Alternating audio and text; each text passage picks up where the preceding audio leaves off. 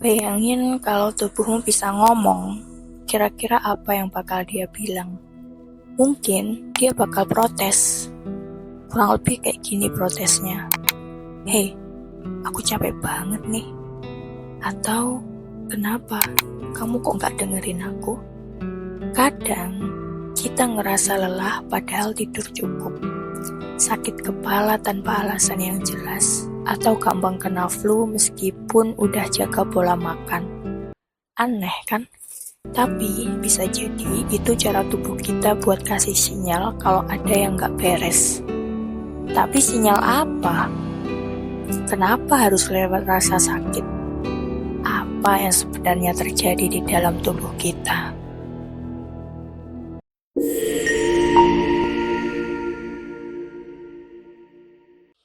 Nah, ada suatu buku keren yang bisa bantu kita lebih peka sama bahasa tubuh sendiri.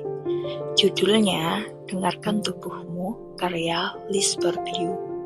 Buku ini tuh bukan sekedar ngomongin soal kesehatan fisik, tapi juga gimana pikiran dan emosi kita bisa punya dampak besar ke kondisi tubuh.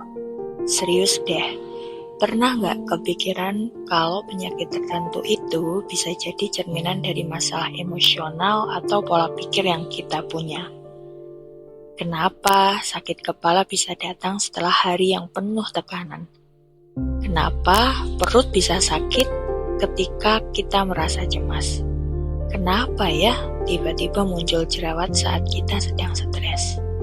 Apa semua ini sekedar kebetulan? Atau ada pola yang selama ini kita nggak sadari? Contohnya nih, kalau kamu sering sakit punggung, bisa jadi kamu lagi ngerasa terbebani sama sesuatu. Tapi terbebani apa? Pekerjaankah? Hubungankah? Harapan orang lain? Atau justru ekspektasi kamu sendiri yang terlalu tinggi? Kok bisa ya beban emosional berpengaruh ke tubuh? Apakah tubuh kita benar-benar merekam perasaan dan tekanan yang kita alami? Kalau iya, gimana cara membebaskan diri dari beban itu? Kalau kamu sering sakit tenggorokan, bisa jadi ada sesuatu yang pengen kamu katakan, tapi malah dipendam. Kenapa ya? Takut menyakiti orang lain? Takut gak didengar? Atau kamu sendiri belum yakin sama kata-kata yang ingin diucapkan?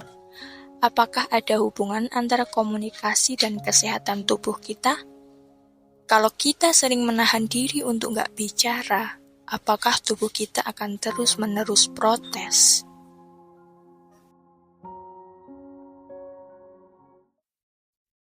Buku ini ngajarin kita buat lebih sadar akan hubungan antara tubuh, pikiran, dan perasaan.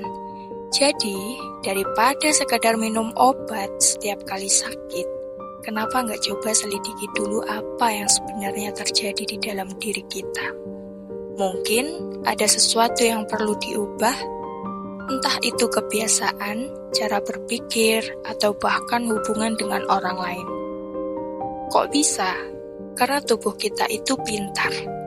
Dia tahu kapan ada sesuatu yang nggak seimbang dan langsung kasih kode lewat rasa sakit atau keluhan fisik lainnya. Tapi, kalau tubuh kita pintar, kenapa kita sering mengabaikannya? Kenapa kita lebih memilih menutupinya dengan obat daripada mencari tahu penyebabnya? Terus, gimana caranya mendengarkan tubuh kita? Nah, ini bagian yang seru. Buku ini kasih banyak contoh tentang berbagai penyakit dan gejalanya. Lalu dijelaskan juga kemungkinan penyebab emosionalnya. Jadi, misalnya nih, kalau kamu gampang banget kena flu, bisa jadi sistem imun kamu melemah. Bukan cuma karena kurang vitamin, tapi juga karena kamu lagi stres atau merasa kewalahan. Apa iya? Bisa jadi. Tapi kenapa stres bisa melemahkan imun? Apakah ada cara buat melawan stres sebelum dia merusak tubuh kita? Kalau kita lebih